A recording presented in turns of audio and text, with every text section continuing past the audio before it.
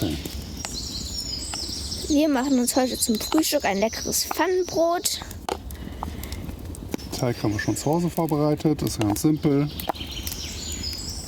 Und jetzt wird ausgebacken.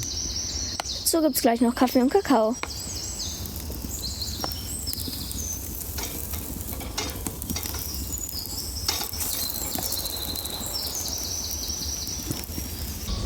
Guten Morgen!